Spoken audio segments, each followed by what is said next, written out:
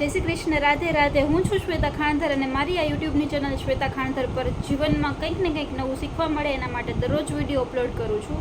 હમણાં થોડા વખતથી વિડીયોઝ અપલોડ નથી કર્યા. એનું કારણ છે કે હું ઘણું બધું કામમાં અત્યારે વ્યસ્ત થઈ ગઈ છું. ઘણા બધા ગીતો લખવામાં ઘણું બધું કામ છે અને અમે ઇન્સ્ટાગ્રામમાં લાઈવ પણ આવીએ છીએ. બાંધણી જેમાંથી અમે બાંધણીનું વેચાણ કરીએ છીએ. તો જે બાંધણીના ચાહકો હોય એ ખાસ અમારી ઇન્સ્ટાની આઈડી છે u.bandhani8588. એમાં દરરોજ બપોરે 2 થી 4 અમે લાઈવ આવીએ છીએ અને વેચાણ કરીએ છીએ. તો જો તમારે ઓનલાઈન ખરીદી કરવી હોય તો એમાંથી કરી શકશો.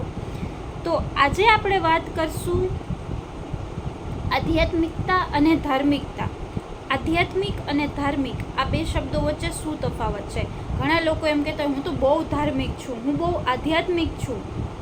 એવું કહે કે ધાર્મિક છું અને એવું કહે કે આધ્યાત્મિક છું. તો આજે તમારે આ વિડીયો આખો જોઈ અને લાસ્ટમાં નક્કી કરવાનું છે કે તમે ધાર્મિક છો કે આધ્યાત્મિક છો. બરાબર? પછી મને કમેન્ટ કરીને જણાવજો કે તમે ધાર્મિક છો કે આધ્યાત્મિક છો. હું આજે આધ્યાત્મિક અને ધાર્મિક બે વચ્ચેનો તફાવત તમને કહું છું. આધ્યાત્મિકતા અને આધ્યાત્મિક આ શબ્દનો મતલબ એવો થાય છે કે આપણે કોઈ પ્રત્યે, કોઈ માણસના પ્રત્યે, કોઈ પશુ પ્રત્યે, જેટલા દુનિયામાં સજીવો છે એમના પ્રત્યે ન વેરભાવ હોય, ન ઈર્ષ્યા હોય, ન કોઈ ભેદભાવ હોય, ન કોઈ ક્રોધ હોય, ના ગુસ્સો હોય કે ના કોઈ એના પ્રત્યે ખરાબ વિચારો હોય. કે કહીએ ને કે કોઈ પણ માણસ પ્રત્યે આપણા મગજમાં ખરાબ વિચાર ના હોય એવું જે વાતાવરણ ઊભું કરી એ આધ્યાત્મિકતાવાળું વાતાવરણ કહેવાય અને એ વ્યક્તિ આધ્યાત્મિક કહેવાય. ટૂંકમાં તમને આધ્યાત્મિકતાની વ્યાખ્યા આપું તો કોઈ પણ માણસ બીજા માણસ પ્રત્યે સારા વિચારો ધરાવે, સારા કાર્યો કરે. જાણે આજે મને જરૂર છે 500 રૂપિયાની, મને જરૂર છે સારા ભોજનની, તો મને સારું ભોજન અપાવે, મારી જરૂરિયાતો પૂરી કરે, મને મદદ કરે. અને રસ્તે જે ગરીબ લોકો હોય કે જે ત્રણ ટાઈમનું ભોજન પણ નથી જમી શકતા એવા લોકોને મદદ કરવી. આ દુનિયાના જે સજીવો છે, પશુ પ્રાણીઓ છે, બધા પ્રત્યે દયાભાવ રાખવો. એના પ્રત્યે એને અમુક તો એવા લોકો હોય છે કે ઘરે ગાય આવે બાજુમાં તો આપણે મારવા આવે તો નો ડાઉટ કે આપણે એનાથી બચાવ કરવું જોઈએ, પણ ખાલી ગાય આપણા ઘર પાસે આવે ને તો પણ આપણે એને લાકડી ફટકારી અને કાઢીએ છીએ. આ આધ્યાત્મિકતા નથી. આધ્યાત્મિકતાનો મતલબ જ એ છે કે કોઈ પણ માણસ, વ્યક્તિ, પશુ, પક્ષીઓ, સજીવો પ્રત્યે આધ્યાત્મ કેળવવું. આધ્યાત્મનો મતલબ એવો છે કે બધા માણસો, સજીવો માટે સારું વિચારવું. સારું કરી ના શકો તો કાંઈ નહીં, પણ સારું વિચારી તો શકો ને. કોઈનું સારું થતું હોય તો એ આપણે સારું જોઈ ના શકતા હોય કે એ શું કામ આગળ વધી ગઈ, હું કેમ અહીંયા નયા રહી ગઈ ને એ મારાથી કેમ આગળ વધી ગઈ કે વધી ગયો. આ છે ને વેરભાવ છે, ઈર્ષ્યા છે. આધ્યાત્મિકતા, અધ્યાત્મનો મતલબ એવો છે કે કોઈ પણ વ્યક્તિ માટે સારા વિચારો લઈ આવવા, બસ આટલું જ છે. અને ધાર્મિકતા, આધ્યાત્મિકતાનો મતલબ એટલો છે કે કોઈ પણ માણસ માટે સારા વિચારો રાખવા, એને મદદ કરવી, એની જરૂરિયાતો આપણે પૂરી કરી શકતા હોય તો આપણે જરૂરથી એની જરૂરિયાતો પૂરી કરવી જોઈએ.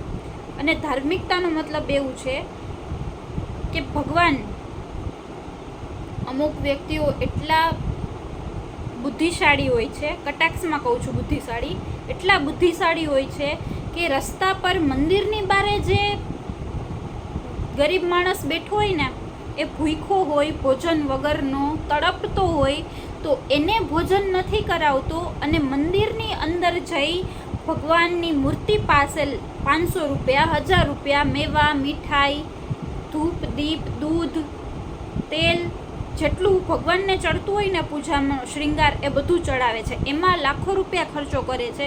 પણ મંદિરની બહાર બેઠેલો ગરીબ માણસ 3 કે 4 દિવસથી જે ભૂખ્યો હોય અને ભૂખ્યાની લીધે, ભૂખના લીધે એ તડપતો હોય અને કહેતો હોય કે કંઈક ખાવાનું અપાવી દો સાહેબ, કંઈક ખાવાનું અપાવી દો સાહેબ, તો એ સાહેબ ત્યારે એને લત મારે છે. તમે સમજો છો હું શું કહેવા માગું છું? આ જ ખાલી ડિફરન્ટ છે આધ્યાત્મિકતા અને ધાર્મિકતા વચ્ચેનો. ધાર્મિકતા એટલે કે ભગવાન એમ નથી કહેતા કે તમે મને ફૂલ, પુષ્પ, અગરબત્તી, મોંઘા મોંઘા મેવા, મીઠાઈ, મોંઘી મોંઘી સોનાની વસ્તુઓ, ચાંદીની વસ્તુઓ ચડાવો તો જ હું તમારા ઉપર પ્રસન્ન થઈશ. ભગવાન પણ એવું જ કહે છે કે બીજાની મદદ કરશો એમાં જ હું ખુશ છું. તમે બીજાનું સારું કરશો તો તમારું હું સારું કરીશ. તમે બીજા લોકોનું સારું કરતા હશો તો તમારું એમનેમ જ સારું થતું જશે. ધાર્મિકતાનો મતલબ એવો છે કે ભગવાન પ્રત્યે પૂજા ભાવના કરવી. આપણે ભગવાનની માનસ પૂજા કરી લઈએ ને તો પણ ભગવાન સાચી રીતે સ્વીકારી દે છે. જો આપણો પૂજા કરવામાં ખાલી ભાવ એક સાચો હોય, શ્રદ્ધા હોય, આપણા પૂજા કરવામાં વિશ્વાસ હોય ભગવાન પ્રત્યે, તો પણ ભગવાન આપણી પૂજા સ્વીકારી જ લે છે. માનસ પૂજા એટલે કે માનસિક પૂજા. ખાલી મગજમાં આંખ બંધ કરીને વિચારો ને કે હું ભગવાનની સામે બેઠો છું, ભગવાનને ફૂલ અર્પણ કરું છું, પુષ્પ અર્પણ કરું છું, દૂધ ચડાવું છું, જલાભિષેક કરું છું, ભગવાનની આરતી ઉતારું છું. ભગવાન માની લે છે. એના માટે તમારે ભગવાનના મંદિરે જવાની જરૂર નથી, ભગવાનને લાખો રૂપિયા ચડાવવાની જરૂર નથી. આવી ધાર્મિકતા ના કેળવો. આવું બધું કરી અને લોકો એમ કહે છે કે હું ખૂબ ધાર્મિક છું. ધાર્મિકતામાં તમે શું કાર્ય કર્યું? તો કે ભગવાન માટે મેવા મીઠાઈ લઈ ગયા અમે, ભગવાનની પૂજા કરી, ભગવાન માટે આટલા રૂપિયાનો ચડાવો કર્યો, ભગવાન માટે અમે આટલું સોનાની વસ્તુ ચડાવી, ચાંદીની વસ્તુ ચડાવી. અને આધ્યાત્મિકતામાં તમે શું કર્યું? તો કે કાંઈ નહીં. મંદિરની બહાર બેઠેલો ગરીબ માણસ છે જે ભૂખને મારે તડપે છે એને પણ તમે ભોજન ના કરાવ્યું. આવું તમારું અધ્યાત્મ છે? તો તમે કહો મને, આપણે આધ્યાત્મિકતા કેળવવી જોઈએ કે ધાર્મિકતા? ધાર્મિકતા તો તમારામાં ઓટોમેટિક આવી જશે જો તમે આધ્યાત્મિક હશો તો. સમજાય છે મારું કહેવાનું? કે આધ્યાત્મિકતા જો આપણે કેળવશું ને તો ધાર્મિકતા તો તમારામાં એની રીતે ને રીતે આવી જશે. ખાલી કંઠી પહેરવાથી, તિલક કરવાથી, ભગવાનની જે જાપમાળા છે એ ફેરવવાથી ખાલી ધાર્મિકતા નથી કેળવાતી. આજે હું કમાઉં છું તો હું પણ મારી કમાણીના 10% ગાયોને ઘાસ આપું છું, ભૂખ્યા લોકોને ભોજન આપું છું. જે પણ મારાથી બને છે એટલું હું કરું છું. હંમેશા બધા લોકોએ પોતાની કમાણીનો 10% હિસ્સો લોકોને મદદ કરવામાં વાપરવો જ જોઈએ. જો ભગવાને આપને સારી સ્થિતિ આપી છે ને તો આપણે બીજાની મદદ કરવી જોઈએ. તો આપણી મદદ ઉપરવાળો અવશ્ય કરે છે. બીજા પ્રત્યે ખાલી સારા વિચારો રાખો, બીજા પ્રત્યે સારી ભાવના રાખો, બીજાનું સારું થાય એમાં પોતે ખુશી અનુભવો અને બીજાને મદદ કરો, ભૂખ્યાને ભોજન કરાવો. બસ આટલું કરશો ને તોય ઘણું છે. તો આધ્યાત્મિકતા તમારામાં ઓટોમેટિક આવી જશે. આટલું કરશો એટલે આધ્યાત્મિક અને ધાર્મિક બંને બની જશો. તો મને કમેન્ટ કરીને આજે ખાસ જણાવજો કે તમારે આધ્યાત્મિકતા કેળવવી છે કે ધાર્મિકતા. તમે અત્યાર સુધી શું કરતા એ મને જણાવજો. તમે અત્યાર સુધી ધાર્મિક હતા કે આધ્યાત્મિક હતા એ મને કહેજો. હું તો આધ્યાત્મિક અને ધાર્મિક બંને છું. કારણ કે હું જો કંઠી પણ પહેરી છે મેં, હું તિલક પણ લગાવું છું, હું માળા પણ કરું છું, ભગવાનના નામના જાપ કરું છું. મંદિરે મારાથી નથી જવાતું કેમ કે મારું કામ પણ હોય છે. કામ કરી અને હું પૈસા કમાઉં છું તો મારાથી મંદિર નથી જઈ શકાતું. તો મને ભગવાન એમ નથી કહેતા કે તું શું કામ મારા મંદિરે નથી આવતી. હા, ક્યારેક સમય મળે તો જઈ આવવાનું, પણ એવું ભગવાન નથી કહેતા કે દરરોજ મારી પાસે તમે આવો જ.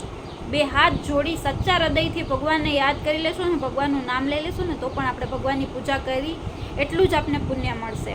હું ધાર્મિક પણ છું અને આધ્યાત્મિક પણ છું. હું લોકોને મદદ પણ કરું છું. જે લોકો હું રસ્તે જાતી હોઉં અને મને એવું લાગે ને કે પેલો માણસ બેઠો છે કે પેલી બેન બેઠી છે, બિચારી ભૂખી છે, મને એના મોઢા ઉપર જરા પણ ઉદાસપણું બતાવીને તો હું અવશ્ય એને મદદ કરું છું. હા, હું એમ નથી કહેતી કે હું બહુ પૈસાદાર છું અને બહુ મદદ કરું છું. જેટલું થાય એટલું બધું આપી જ દઉં છું. મારાથી થતી હોય એટલી મદદ હું અવશ્ય કરું છું. પણ હા, મારાથી થતું હોય તો હું ચોક્કસપણે એને જરૂરિયાત પૂરી પાડી આપું છું. એટલે આધ્યાત્મિક બનો અને ધાર્મિક તમારામાં ઓટોમેટિક આવી જશે. માટે મનુષ્યએ હંમેશા આધ્યાત્મિક બનવું જોઈએ. તો સમજાઈ ગયું આધ્યાત્મિક અને ધાર્મિકતા વચ્ચેનું તફાવત. તો દરરોજ તમારે કંઈક ને કંઈક આ રીતે શીખવું હોય જીવનમાં, સારું શીખવું હોય. ખરાબ તો આજકાલ બધા શીખવે છે. બધા વ્લોગિંગ કરે છે, ડાન્સના વિડીયો મૂકે છે, સિંગિંગના વિડીયો મૂકે છે.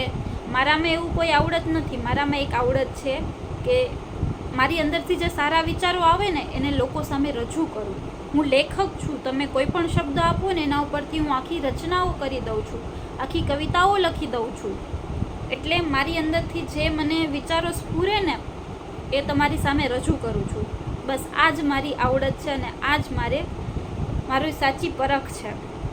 તો મારી આ યુટ્યુબની ચેનલ શ્વેતા ખાણધરને સબસ્ક્રાઈબ કરજો જો અત્યાર સુધી તમે ના કરી હોય, અને મારા વિડીયોઝને આગળ શેર કરજો. કમેન્ટ કરીને મને ખાસ જણાવજો, ભૂલતા નહીં કે તમે આધ્યાત્મિક છો કે ધાર્મિક છો. તો થેન્ક યુ સો મચ. હરે કૃષ્ણ, રાધે રાધે, હરિ બોલ.